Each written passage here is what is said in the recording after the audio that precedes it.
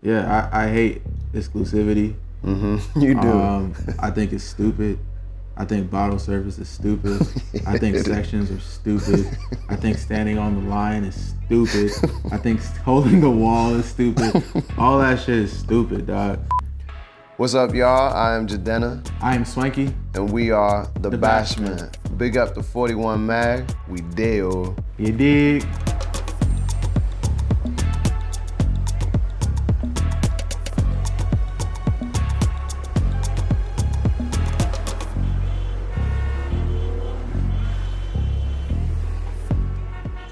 I think that we began working together on 85 to Africa with Yes. Susu, and we always said we should do more work. Yes. Then I was working on a project that we have songs for. We ended up making like multiple projects. And then somewhere on that journey, I think I was weary of being a perfectionist, and I was like, yo, let's just put together like a small EP, a collabo EP, all your production, something easy. Some of the other songs we have, they're like maybe more like lush and musical, but we wanted to do something that was just easy and didn't take itself too serious. And I think that that's the ethos of the Bashmen. Yeah. We don't take ourselves too seriously. Everything's a little joke. Yeah. We kind of live life like that, and I think we haven't had the chance to present that as much in our art. So the Bashmen is like, you know, it's for the ordinary people, the unimportant people. It's the people that grew up partying in the basement, that ain't afraid to sweat, that ain't afraid to be honest and stay rude and be themselves and be, just not, we live in a very vain time, you know what I'm saying? We're not about that. Like, I got vintage Adidas Sambas on. I didn't go to the store for the shoot. These are 10 years old. That's the Bashmen. These leather jackets is vintage, it's not new. Yeah. You know what I mean? Yeah, I hate exclusivity. You do. I think it's stupid. I think bottle service is stupid. I think sections are stupid. I think standing on the line is stupid. I think holding the wall is stupid. All that shit is stupid, dog. And it's like, and I think that's going back into what you're saying. It's like, yo, this is accessible. We're trying to have a good time. I'm not trying to be in a space where I don't want to be too cool. Says the man with sunglasses on inside. No, but it's true, man. I don't want to be too cool. Man.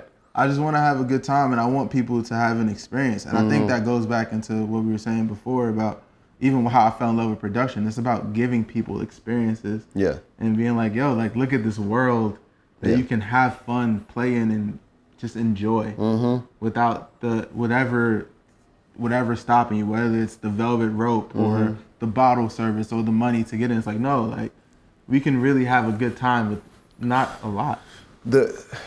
We should say that the Bashman comes from Bashment with the T on it. And of course, Caribbean culture knows this as like that sweaty, rude party in, you know, a lot of time in New York it was like basement parties, you know what I'm saying? But like that raw energy, which we worked on together, and Nana, of course, on 85 to Africa when we were doing a promo tour, we were just throwing bashment parties everywhere. We just took the T off it one day and realized that was the name of our group. Yeah, that shit's kind of cool. Yeah. Down the street from your head to my feet like, bitch, I'm handsome. Bitch, I'm handsome. Bitch, I'm handsome. I would describe it as taking the 3 train all the way to Harlem. Where it's like it's you go from East New York all the way to Harlem. You're passing Crown Heights. You're passing downtown Brooklyn. You're passing all these different places. LES, and all of these places have different types of music. So like if you go to Crown Heights, you might hear soca, you might hear dancehall, you might hear reggae. You go to East New York, you might hear hip hop. You still will hear reggae throughout. You go to downtown Brooklyn, you may hear a little more pop, rock, like something that's a little more like stylish to them. Or you go to Manhattan, it's totally different. I think what the Bashmen sound is a combination of all those cultures and all those sounds and like kind of just molding it into a party and a good time. The Bashmen sound, I think, is three key ingredients. Afro dancehall, house, and you can speak more to the specifics of what kind of house, because you were very specific about those bass lines. And then the third would be like late 80s, early 90s hip hop, more late 80s. But all that fused together is the sound. Yeah. And the house, I went to Chicago when we were working on this project because that was my favorite type of house because it was really bass heavy, really kick heavy, and it kind of reminded me of dancehall. So I was like, oh, these two things, they talk to each other really well. And yeah, man, so I think like when you hear the project, it's going to be very heavily rooted in Chicago house specifically, dancehall, Afro, and it's gonna be a really cool combination for you to experience. I don't know how people are gonna receive it, bro, but I do think we stayed true to those three themes. For sure. And on the Afro dancehall, like the reason I say Afro because it's not, first of all, dancehall is not usually at this tempo. This is the house music tempo. Yeah.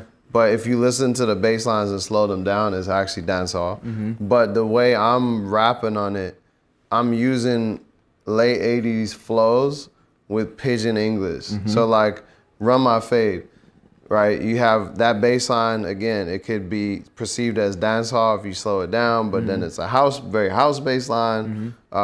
You even use some I'm a piano log drum at one point in the song. But so that's the Afro. But I come in like, chairman, make you go sit down. I know you did, sweet boy, deep down. That I'm speaking pidgin in a kind of a Nigerian American accent, but that flow, if I Americanize it and put late 80s, it's like, chairman, make you go sit down. I did a dum boom boom down. I hate that. I did that's that early down. Yeah, that's that. So that mashup is really cool, and I think DJ's gonna have fun with it. Oh, for sure.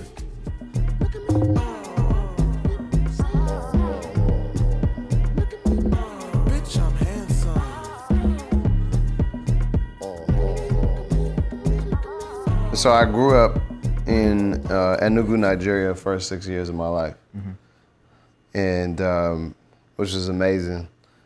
Playing in the mud, because obviously you got the tropical weather, building things out of the mud. I always just remember that because I was a world builder even when I was a kid, and we ended up leaving 6 years in, moved to Boston. Actually, outside of Boston, I was in the woods for one whole year at a summer camp. And that was wild because I was in a summer camp in the winter outside of Boston with my mom sleeping on a cot with an electric blanket in like a log cabin. And there's no kids in the summer camp in the winter. So the reason I bring that up is I had a whole world unto myself. And I think that combination of playing in the mud in Nigeria, coming to the U.S., bearing the New England winters, seeing a summer camp that was empty, and seeing seeing that place fill up with kids in the summer, that made me see worlds. And I think that shaped me as a child. After that era, I moved to like closer to the city, Boston proper, Mattapan Square, West Milton. I'm running around Beantown, as we called it. Yeah, relax. You know what I'm saying? Relax, I know. I didn't go to Brooklyn later. I didn't start, once my sister moved to Brooklyn, I started coming to Brooklyn. And that was like my entry point to the big city of New York, which I then fell in love with. Went to school at Stanford, but came right back here and had some of the best times of my life. The way that I grew up was so special, and it makes me appreciate other places more, actually. Okay. So the way that I grew up, I was is an all Jamaican household. Everyone was born in Jamaica. I was actually one of the first Americans to be born, and so I didn't know that. I was in a 3-bedroom apartment with like 8 people. Yeah. So like I shared a bed with my mom, my grandma had her room, and my uncles and cousins had their room, and then people stay in the living room. So it was just like, what's special about New York specifically is that like you're able to experience Jamaican culture on a local level.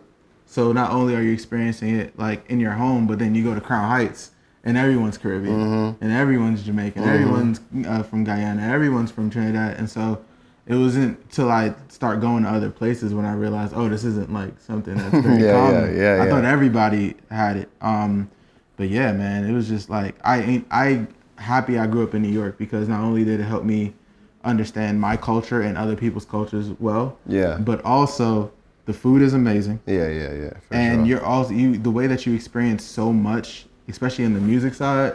Like you can go to Bushwick and hear something different. You can go to East New York and hear something different. You can go to Crown Heights and hear something different. You can go to Manhattan and hear something different. True. It's like, bro, it's like a railroad of culture. It is. Washington Heights. Yeah, it's like, it's trippy. And you're so used to it, you don't realize that you're experiencing so much. A railroad of culture, by the way, is a fantastic phrase. That we should definitely, that's merch. Yeah, for sure. That's crazy. That is New York. Yeah, it is. I'm gorgeous. I'm the apple of my eye. I feel amazing. Every time I'm walking by, I look so pretty. And the guys are on my side. Yeah, man. I think for me, growing up in a Jamaican household, and it's funny because I didn't once again, growing up in New York, you always feel like everyone's experience is the same. So you're just like, oh, everyone's Jamaican, everyone's Caribbean. And I didn't realize how different it was till I went to Morehouse and went to Atlanta, where I was just like, I'm not like you guys.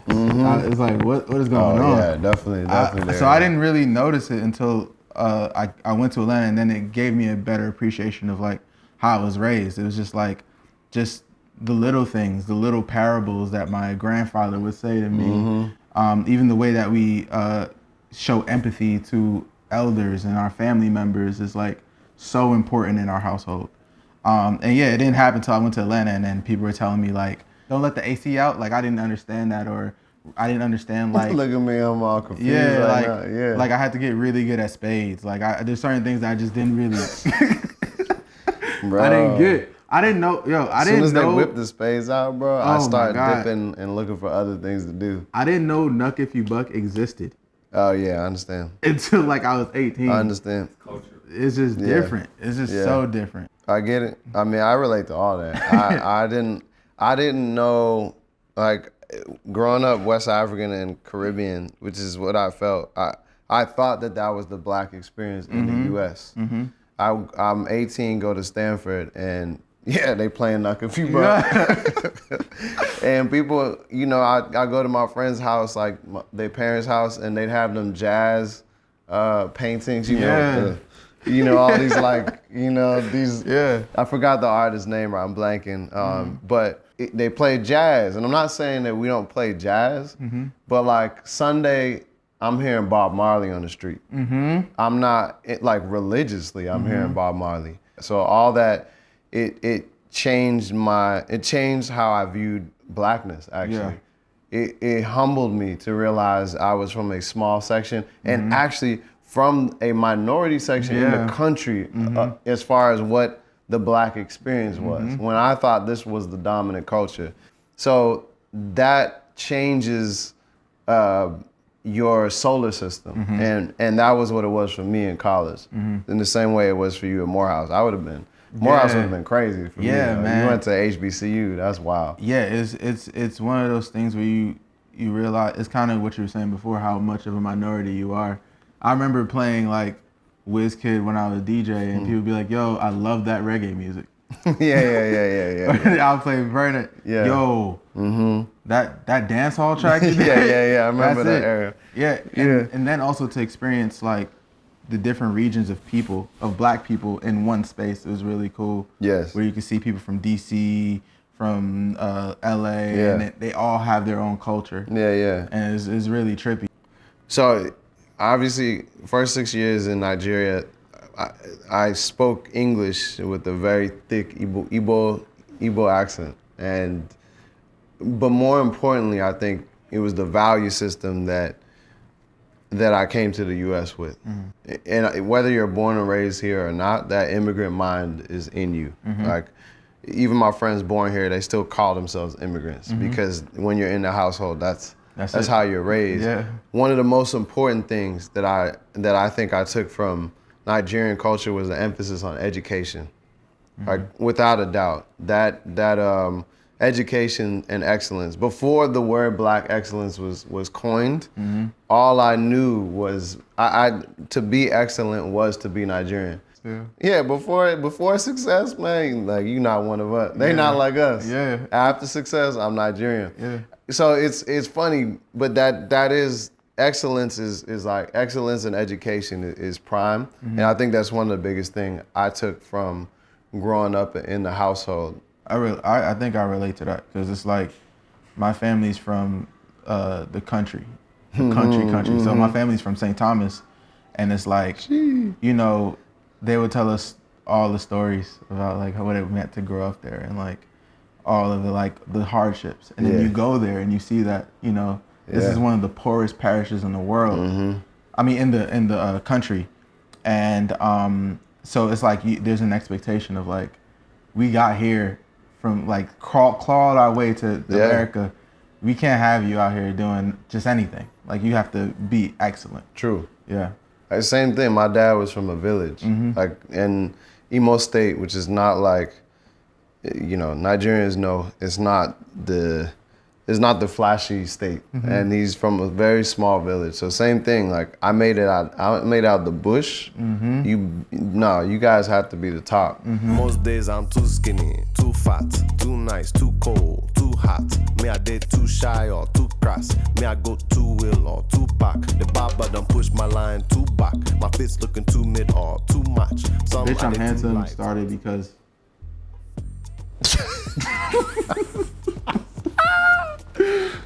Oh man.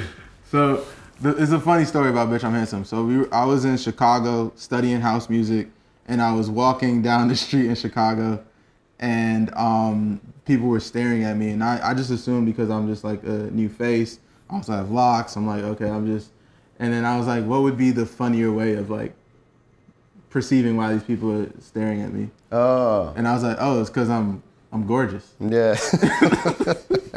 So like I remember doing the scratch vocal and I sent it, and I didn't think you were gonna like it actually. Oh wow. And then you called me and you were like, nah, that's Yeah, cool. yeah. And that's fun. So that's how like that came about. It was just like me just bullshitting in the streets of Chicago. That's really funny. I didn't even know that story. Yeah, I mean, to be honest, like a lot of time, I've had a lot of esteem issues over the years. I think a lot of people do. I don't like looking in the mirror long. Like, when I see myself, I'm like, I can see everything wrong. My wonderful lady, Leia, she does not feel that way about herself, and she doesn't need to, but she's taught me how to appreciate myself. So when I talked about the original verse I think I wrote was like, it was like some sad boy shit. It was about feeling ugly as shit. And then like needing a song to big yourself up. So that's what we hope for. You know, it's not, for me, I wasn't walking through Chicago feeling handsome. I don't be walking in, like sometimes I do, but I go back and forth like most people. So I'm hoping that it is a song for people to boost their self-esteem. For sure. And not limited to like heterosexual males, right? Just because I think this extends to women. I think studs, Paris, my barber, was bumping it. I think this extends to the queer community. We could just see everybody just feeling handsome for a moment, you know what I mean? Before you go, you know, start going on the sad boy shit that I was on. So my Joe was originally passed to me through Mr. Easy. Mr. Easy and I were working on a record for 85 to Africa called Zodi, produced by Nana Kwabena. And in between takes, he was like, shoot me Johns on WhatsApp. And so he shot me a song that C. Nati Big Up C, that he penned, and I liked it. So in between, I think working on Zodiac, I just went in and like recorded C Nati's part, and then I added my section, and then I sent you that song, and I said, man, can you reproduce it, put some vamp on it, and make it like a Bashmen sound? And that's what you did. You know what you did? You made it needed to lift some weights. Yeah.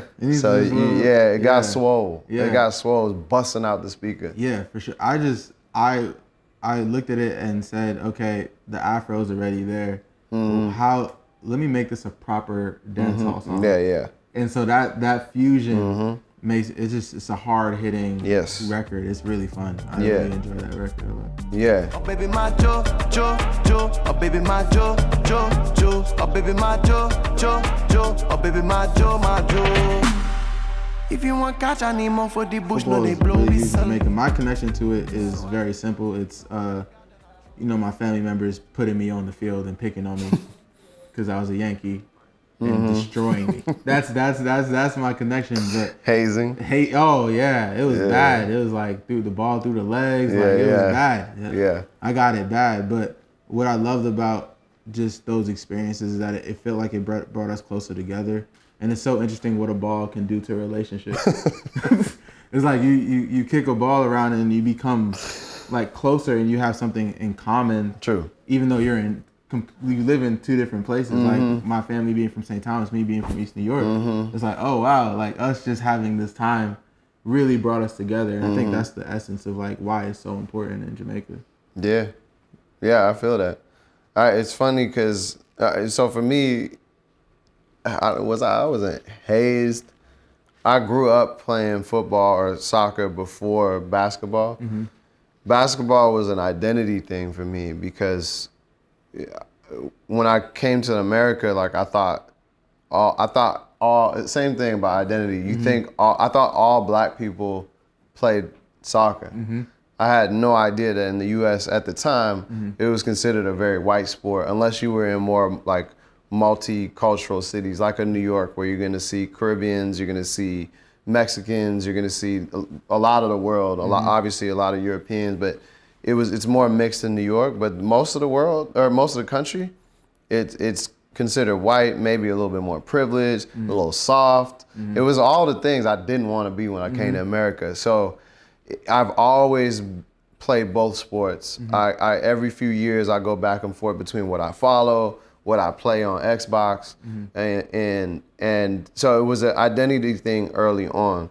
But I did play. I was naturally gifted in soccer. I wish I played longer in high school. I got an injury, and then when I came back, I only played basketball, unfortunately.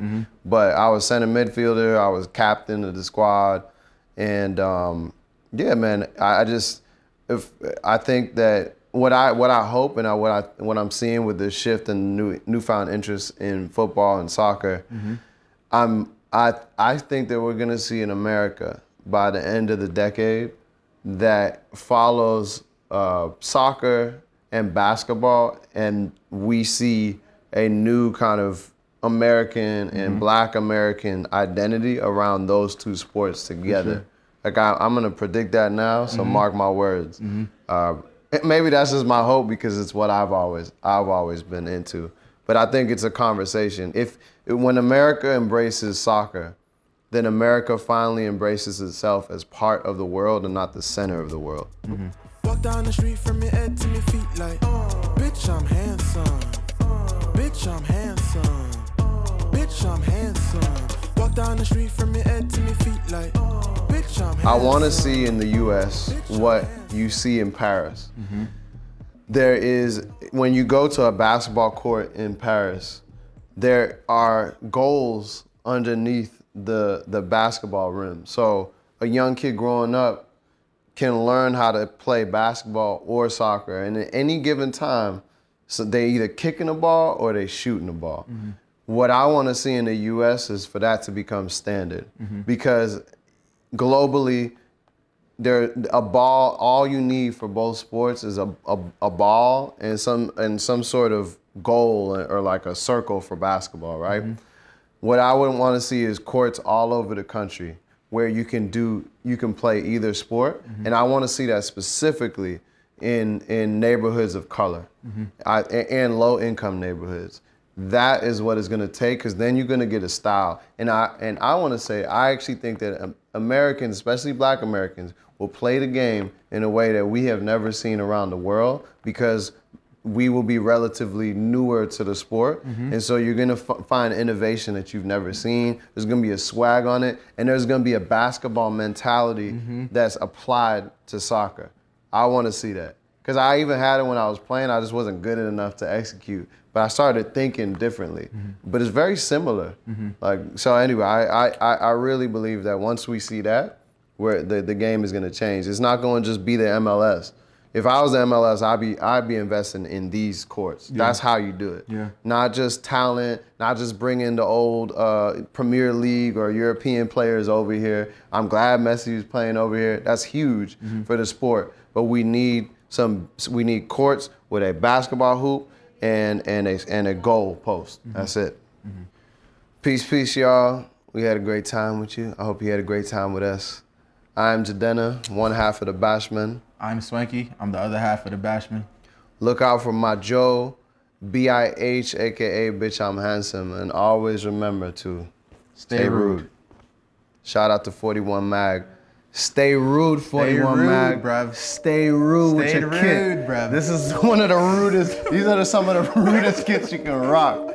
So big up to 41 Mag for dressing us up today and giving us some swag. Long live 41 Mag, man. If you give me your body, you know say I no go ja. And anything where you want, you go get them pa. I'ma get your body there, cause it go bay when you shake your bum me. I'ma get your body there, cause it go bay, oh yeah, shake your bum me. Oh baby my Jo. Oh baby my Jo. Oh baby my Jo.